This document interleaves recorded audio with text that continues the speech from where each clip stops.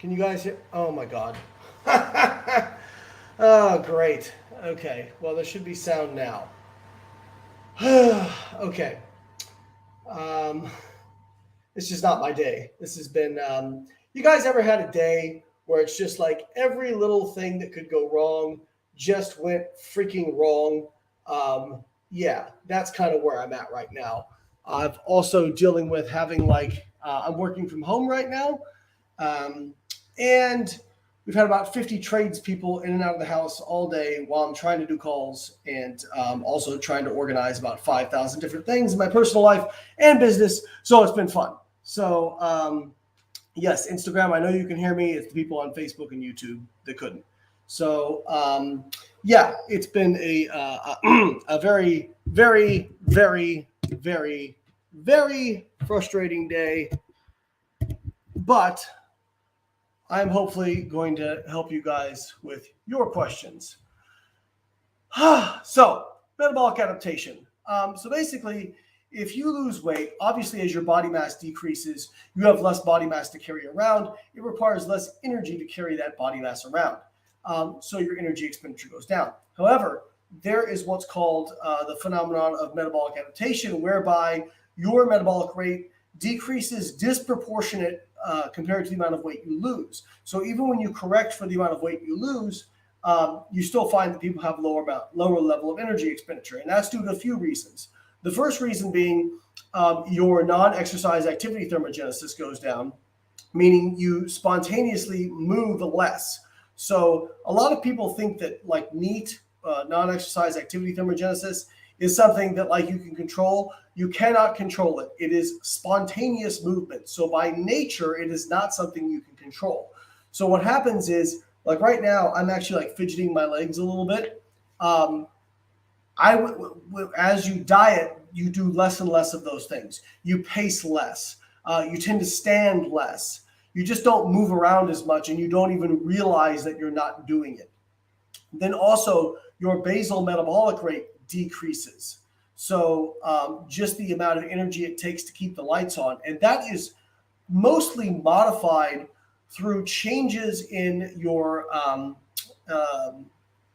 uncoupling proteins. So uncoupling proteins basically make you waste energy. Waste energy is heat.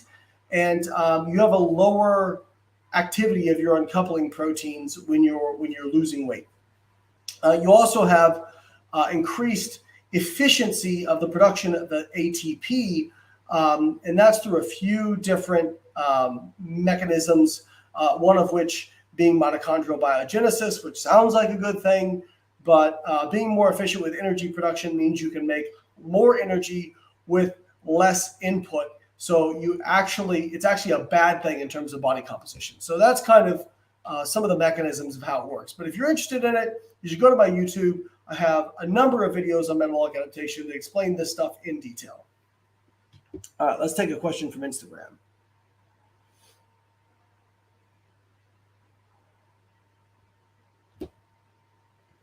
Is getting 10 to 12K steps in spread out sporadically throughout the day going to be the same as hitting that number through continuous low impact movement like walking? So this is what we call majoring in the minors.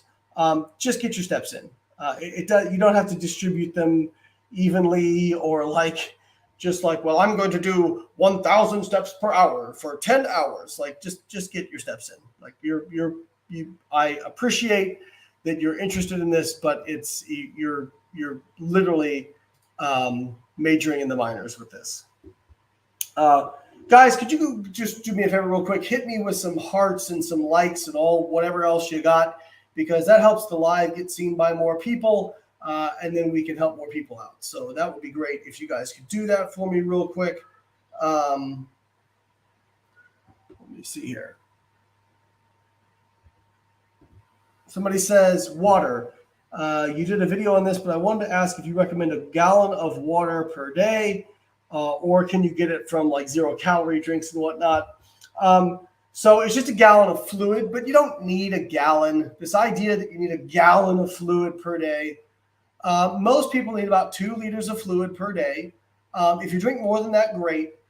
If you exercise a lot, especially in a hot environment, then you might need more than that. Really what you should be aiming for is for your urine to be relatively clear, and very, very little color in it. If it's like dark yellow, then you're dehydrated and you probably need to drink more.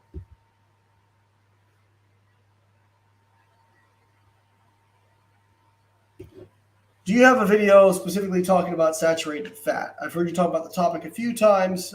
No, not specifically about saturated fat, but I think that this is something I've actually changed my mind on quite a bit. I used to be in the camp of saturated fat doesn't really matter.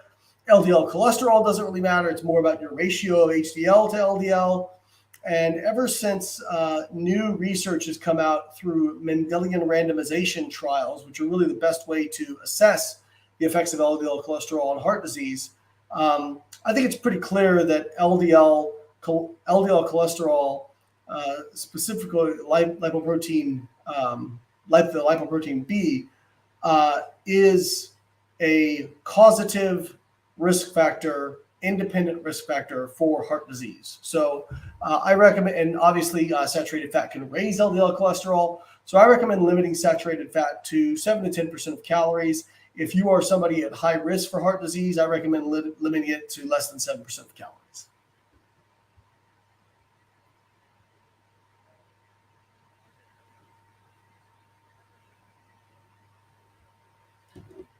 I have type 2 diabetes. Is that okay with this app? I have to be careful because we're not a medical treatment. But absolutely, as a type 2 diabetic, you can lose weight. And if you lose enough weight using the app, it's likely that many of your type 2 diabetes symptoms will improve. So one of the big fallacies out there is that people who have type 2 diabetes or insulin resistant, that they can't lose weight as well as people who are not insulin resistant. And the results from the studies are quite clear. When people are placed in the same calorie deficit, regardless of whether or not it's from carbohydrates or fats, people with insulin resistance lose pretty much the exact same amount of weight as people who are not. And moreover, when they look at the energy expenditure and basal metabolic rate of people who are type 2 diabetic, typically their metabolic rate is actually higher than people who are lean or normal. So, and I'm not doing this to like shame anybody or anything, but the idea that you can't lose weight because you're a type 2 diabetic, that's just not true.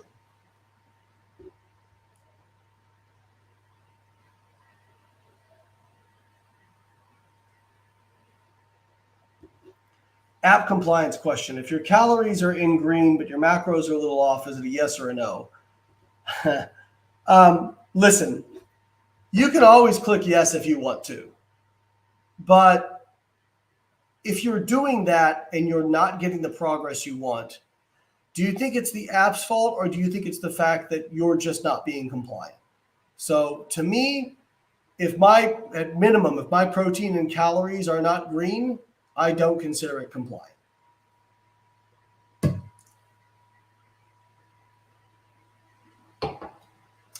Facebook, YouTube, where are you guys at? Give me some questions.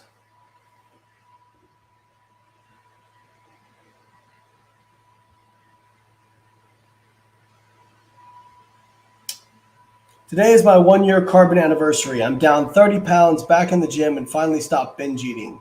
I can't thank you enough. That is awesome. Love hearing that. Thank you so much.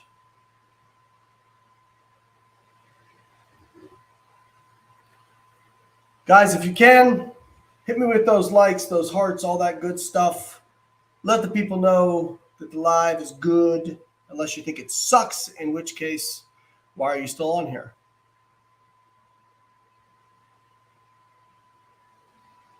This is a great question. How do we get the fitness industry to embrace body positivity?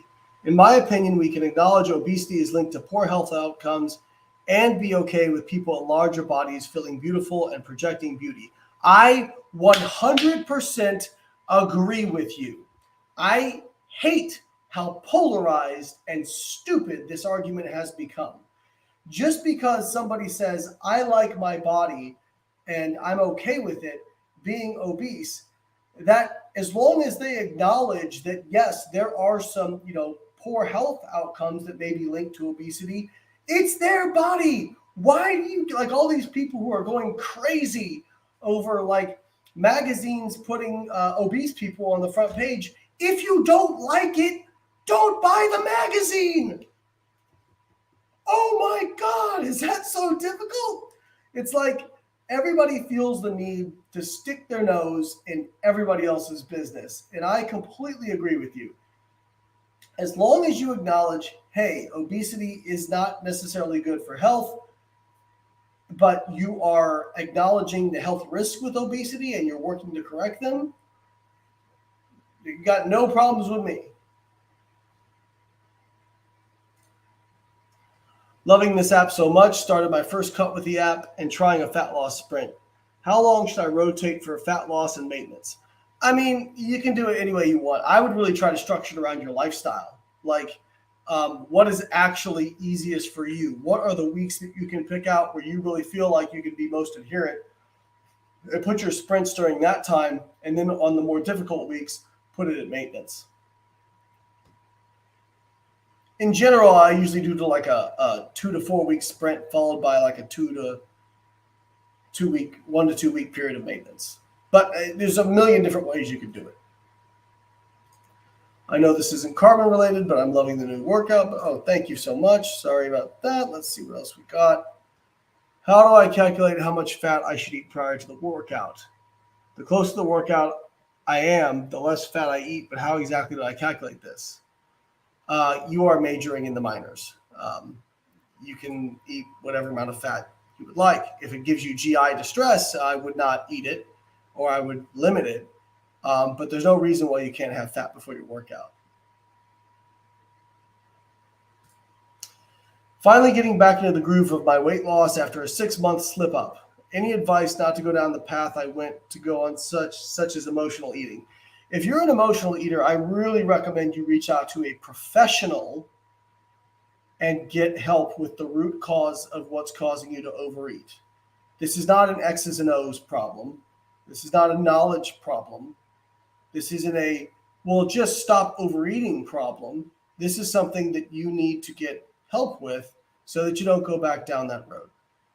Because if it was just as simple as don't do it again, then you wouldn't. But it's not that simple. And so I would really recommend getting the help from a professional who specializes in emotional eating. I am not that. Our app does not deal with that. Our app can absolutely help you lose weight, but I think our app would be a great adjunct to actually working with a professional. And somebody on Instagram asked any advice on how to stop binge eating. What I just said, guys, a lot of you want hacks and you want like just this, give me this one tip to stop binge eating. What's this one hack to lose fat? Guys, there is no hack. You must do the work, period. And when it comes to binge eating, it means you need to work with somebody who can help you unwire your brain that has now become wired to associate food with a stress response. And you must unwire that. And you cannot do that through a hack. You cannot do that through an app. You must do that through putting in the work, period. I'm sorry. I wish it was easier. It's not. Okay? I'm on my 3rd week of a bulk and with a rate gain of 0.3 pounds per week. I'm eating a ton of calories and my weight is staying the same. Is it possible I'm losing fat and gaining muscle at the same time? Sure, it could be possible. Absolutely. I don't know for sure, but it is possible. By the way, I love carbon. Awesome. Let's see here.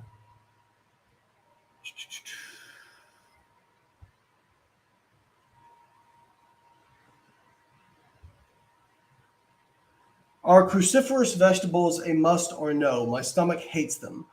My guess is you may have some form of IBS, which basically people with IBS, our best understanding of it is that So most cruciferous vegetables are a FODMAP, which means that they're very fermentable by the lower GI. And what can happen is, even though bacteria producing gas is actually a good thing, in fact, we think a lot of the health benefits from vegetables and fiber are actually due to the conversion by your gut microbiome to short chain fatty acids, which is why I always chuckle when people are like, oh, I'm gassy, my gut microbiome must be unhealthy. No, that actually suggests it's actually probably pretty healthy. But people with IBS are more sensitive to the pressure on their intestinal lumen. So they've done studies where actually they apply the same amount of pressure to the intestinal lumen of somebody who has IBS versus somebody who doesn't. And what they find is with people with IBS, they perceive a much greater amount of pain.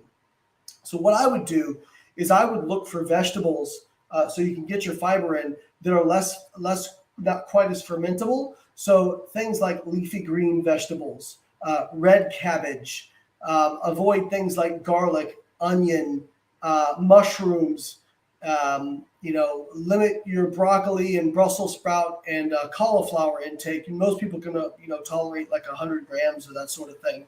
But just play around with it and see what your dose response is like. That's so important. Like, just see what vegetables you tolerate. So I think it's very important to not just trash vegetables. And this is what's given life to the carnivore movement, is people eat vegetables like, oh, my tummy hurts, so that means vegetables are bad for me. No, it just means you probably have IBS and need to figure out which vegetables actually work for you. But don't just ditch dietary fiber. Dietary fiber in studies has been shown for every 10-gram increase in dietary fiber, you reduce the risk of death from heart disease and cancer by 10%. I'll say it again.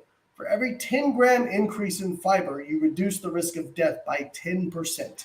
So if you want to cut fiber out and just eat meat, I think that's a pretty bad idea. So try to find the sources of dietary fiber that are more tolerable for you.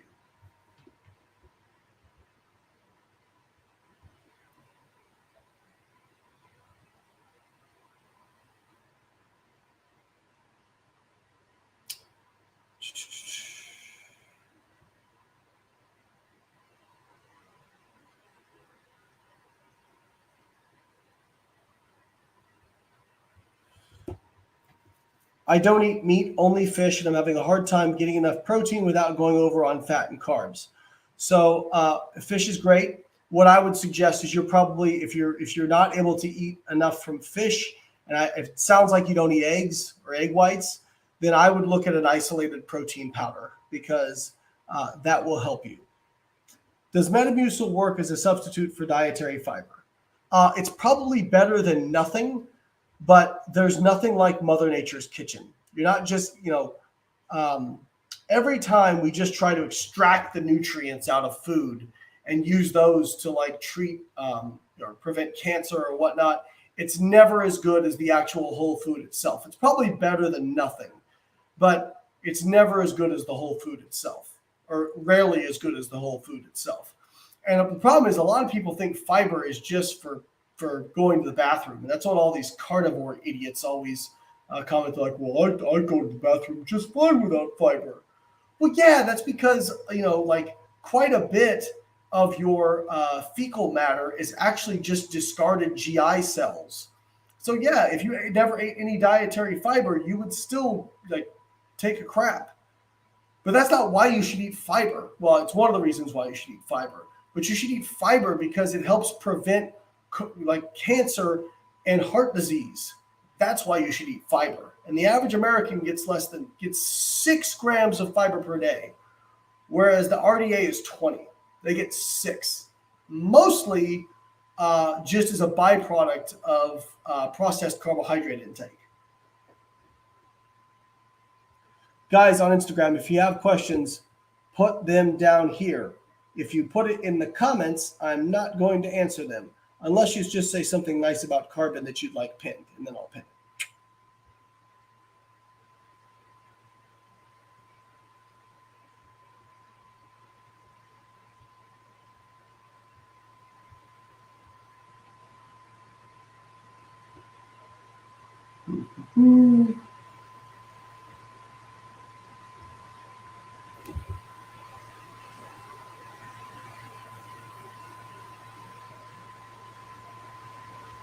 Menopause. Is it harder to lose weight or gain muscle? So this is going to be a really unpopular answer. Based on studies examining energy expenditure, basal metabolic rate, and hypertrophy, the answer is no. If it's harder to lose weight, it's because you just don't feel as good, because most women who go through menopause don't necessarily sleep as much. Their sleep isn't as restful. They don't feel as energetic, and so they don't spontaneously move as much, and so that can make weight loss more difficult. But on a physiological, like a basal physiological level, no, it does not appear to negatively affect fat loss. I love the Carbon app. It's awesome. Thank you, Gloria. What advice do you have for those who are skinny fat? I've been using Carbon for the last month, 2,900 calories on a bulk. Will being at 20 to 25% body fat negatively affect muscle building? There is no evidence that having higher body fat negatively affects muscle building. In fact, having too low of body fat actually negatively affects muscle building.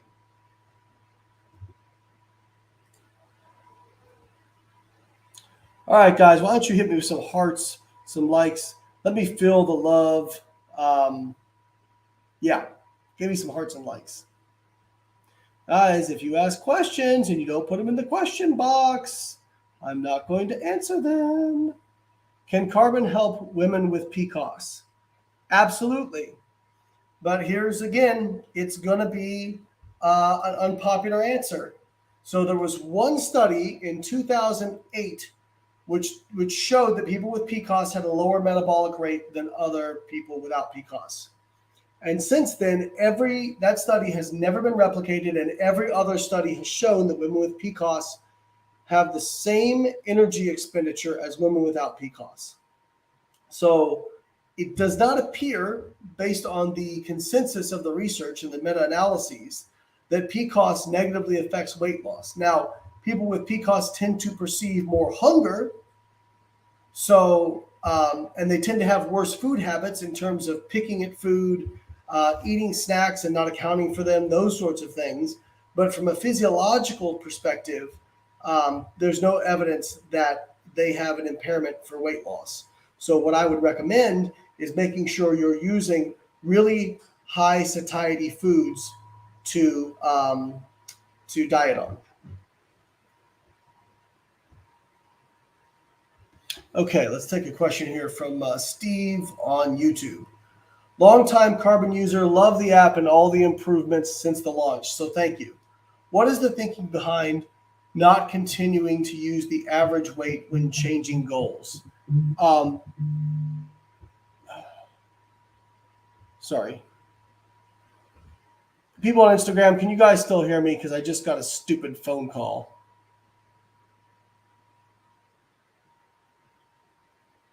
Hopefully you guys can still hear me. Because it seems like whenever I get oh my God, this stupid thing.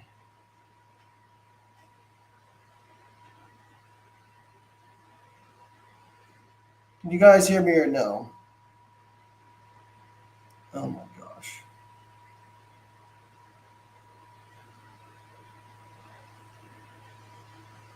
We're going to see if Instagram can actually hear me. This is so frustrating. When nothing freaking goes right.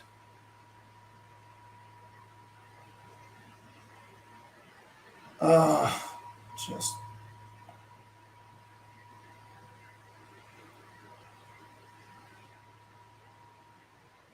Oh my gosh. So that phone call appears to have absolutely screwed up my phone. So we're going to have to restart my phone and then try to restart the live. Fun times. Some days I just feel like I shouldn't have gotten out of bed. So why do we use the... I'm sorry, now my head's just like...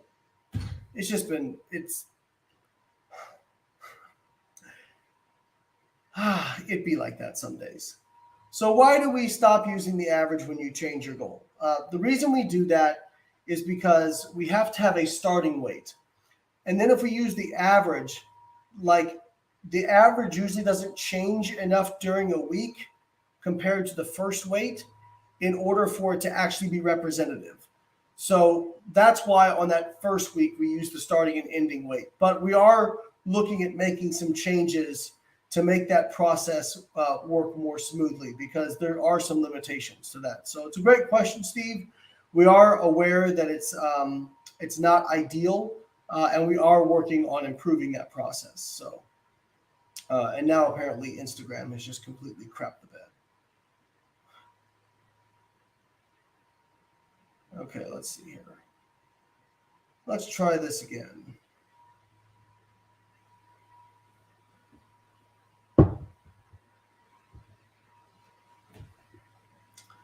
All right.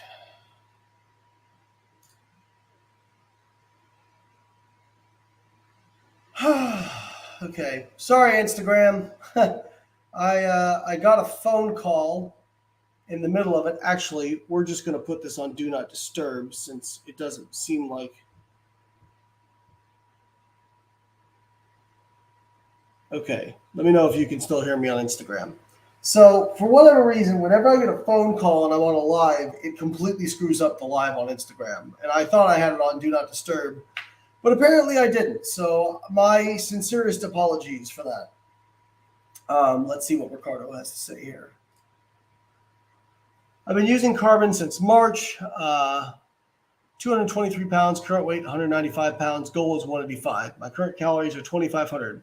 I'm starting to feel fatigued during workout. Should I take a diet break or do a reverse diet? I would try a diet break first for a couple of weeks, and just see how you feel. I don't think you necessarily need to do a reverse diet. All right, Insta, let's see what kind of questions you guys got.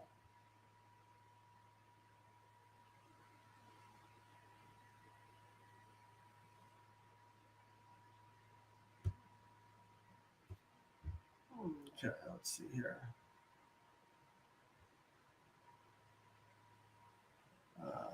Oh, crap. Sorry, Insta.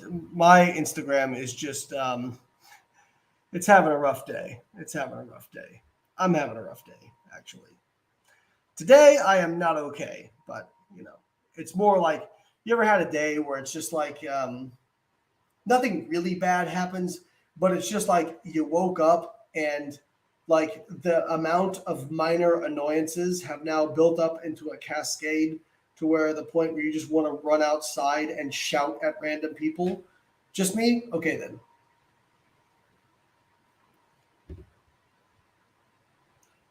Let's see here. Is your app with workout or just diet? It is a nutrition coaching app. But please keep in mind, normal, good nutrition coaching will cost you around $200 to $300 a month. Our app is $9.99 per month. So I think for what we're offering. Oh, and by the way, while inflation has been rampant, we have not raised our price one single penny. So I think what we offer is pretty darn good for the price. People who have used Carbon Diet Coach in the comments, what do you think about the app for the price of the app? Are any of you super unhappy, or do most of you think it's freaking awesome for the price? Please let me know.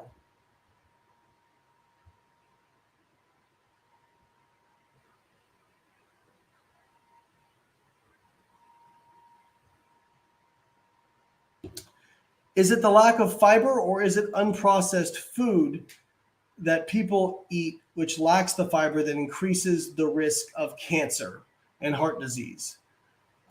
So great question, because obviously, when you have, like, you don't just eat in isolation, and people who eat more processed food eat less fiber and vice versa.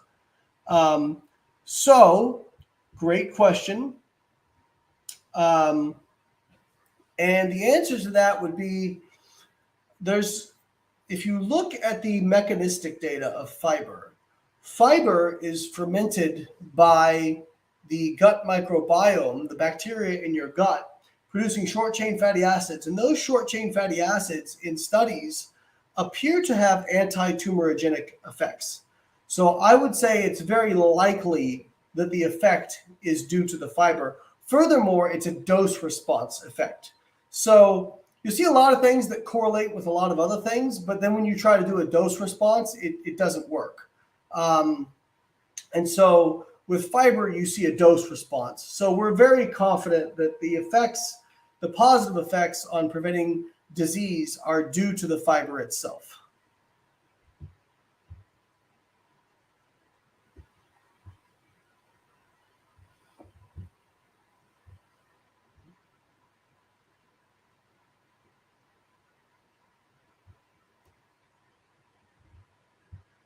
Yeah, so as you can see by all these comments about how awesome the app is, it's definitely worth $10 a month.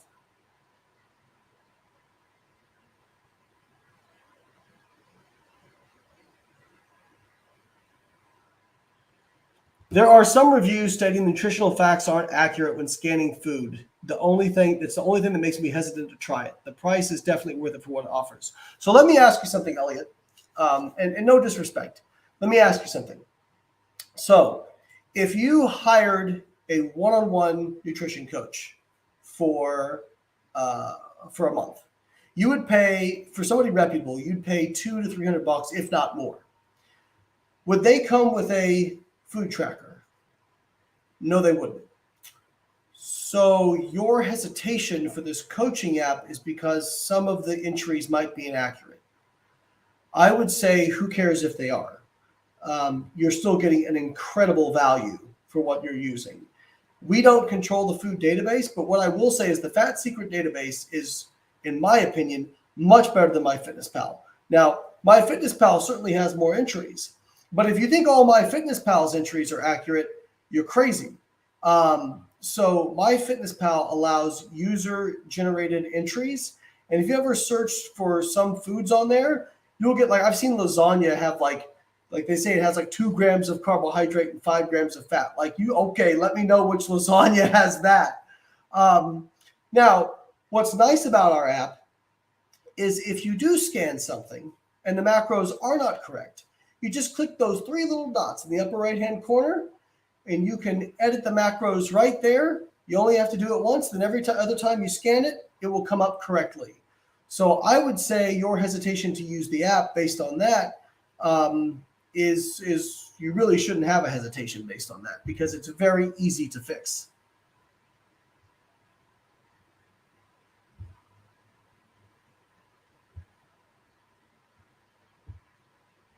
Does the Carbon app take periods into account? Yes, it does.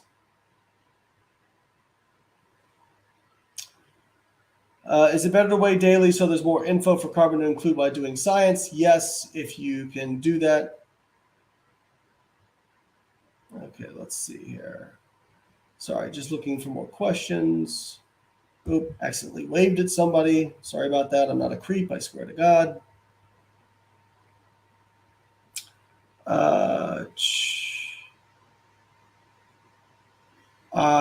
Eyeliner girl. Oh, hang on. Okay. Response couldn't be shared. That's weird. I'm trying to answer your question. Let me see here if it's possible. Okay. Is it okay to have really low calorie days in order to be compliant at weekly check-in? I think the value for the money is absolutely great.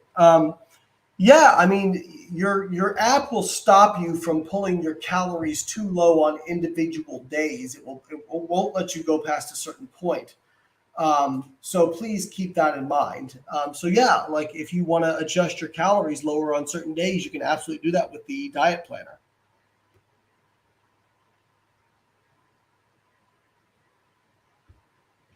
Is it okay to eat more protein than the coach gives me? Why is this not pulling up the questions?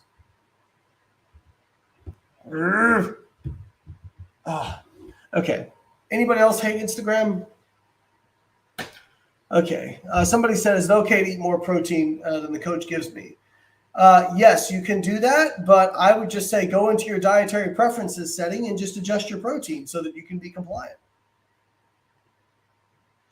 Here's some other feedback from people who've used Carbon. MyFitnessPal has the most outrageous entries. Carbon has helped me improve my health markers, got me off meds, got me off my apnea machine, and I lost weight. I can't put a price on that. I recommend it to everybody. That's awesome, Steve. Everybody give Steve a round of applause. Give some hearts to that. Off the medications. That is fantastic. Dude, you should be so proud. We're proud of you. All right, let's see here.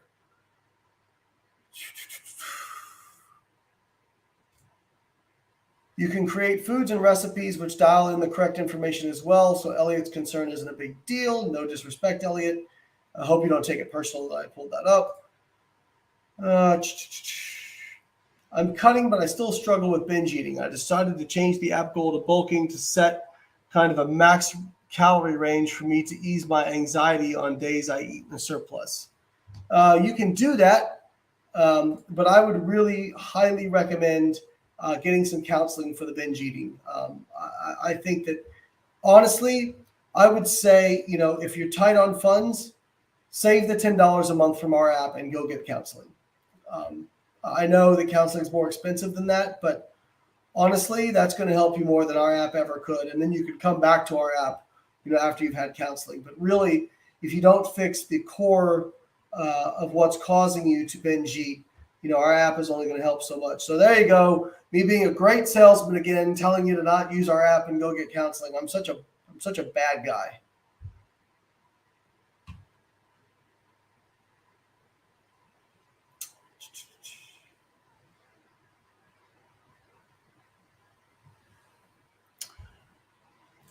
Does the coaching use any of the data from the food you input, or does it not matter whether you use Carbon to track versus MyFitnessPal? You don't have to use Carbon to track, but it does pull data to show you what your compliance, where your compliance is. So what I would recommend is if you want to use MyFitnessPal to track or any other app, track in that app. Then at the end of the day, go into Carbon, press those 3 dots, and enter the macros you ate that day as a quick add. It'll take you 10 extra seconds, and you'll have all the data right there in the app. And that's what I also recommend for people who are overseas.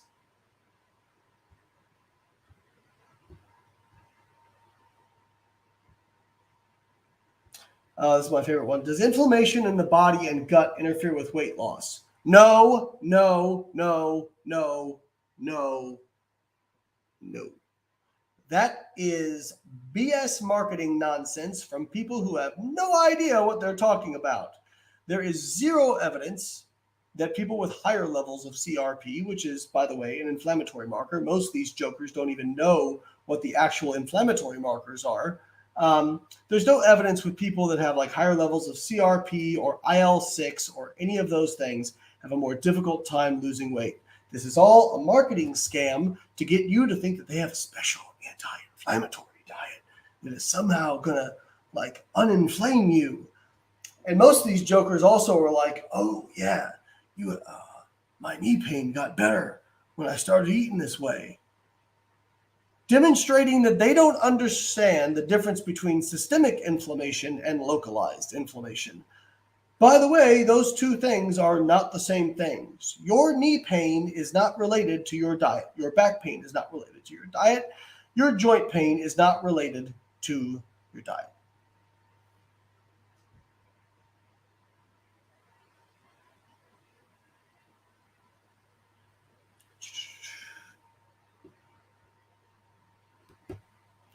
Do you think that intermittent fasting could be disadvantageous for a reverse diet if you follow the macros and calories from Carbon and eat in a 6 or 8 hour window?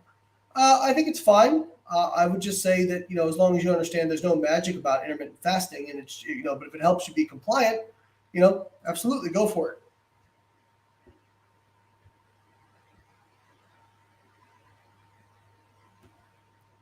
Let's see here. Oh my gosh, Instagram, can you please stop shitting the bed? Here we go.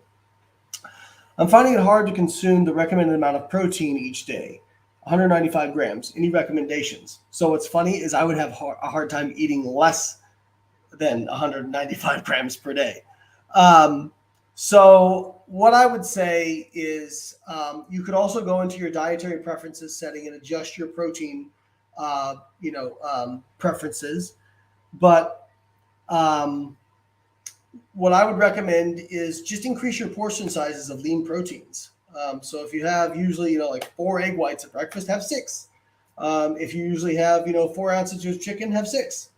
If you have, so much amount of a protein shake, have a little more. And I would just do that. That's a pretty easy fix.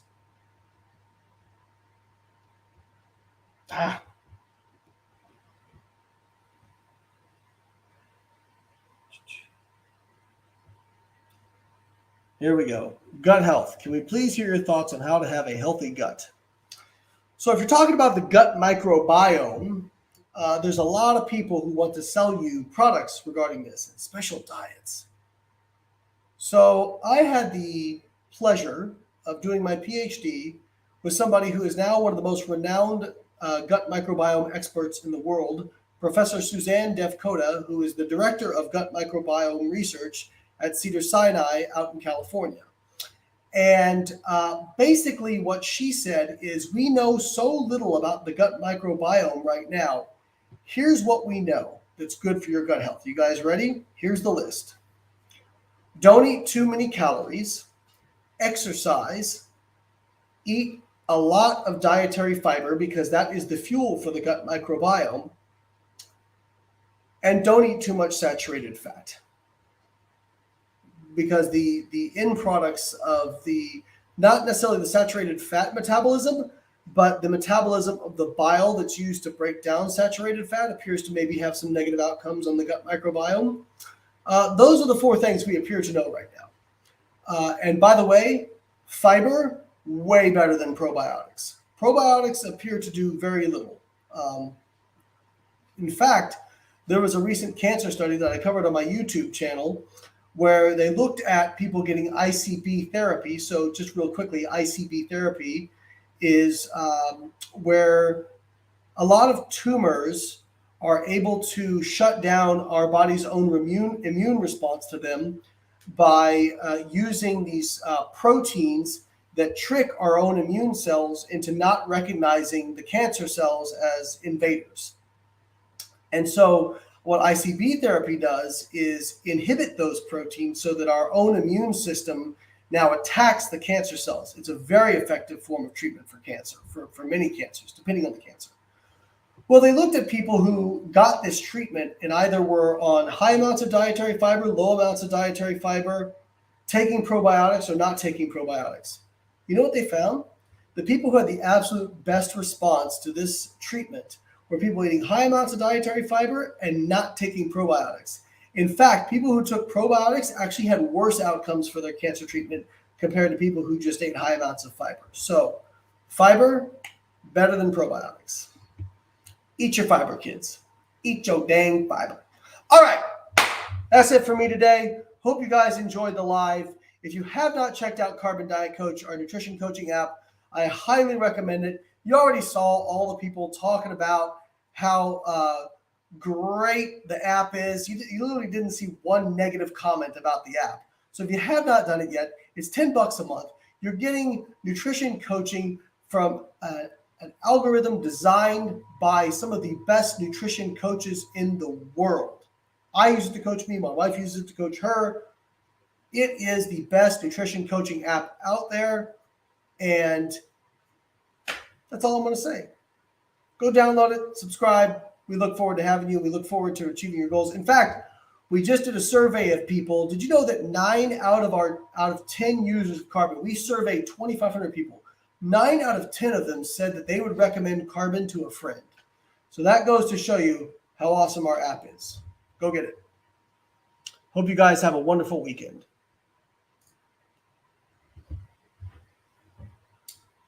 Peace, Insta. Sorry we only got half of this.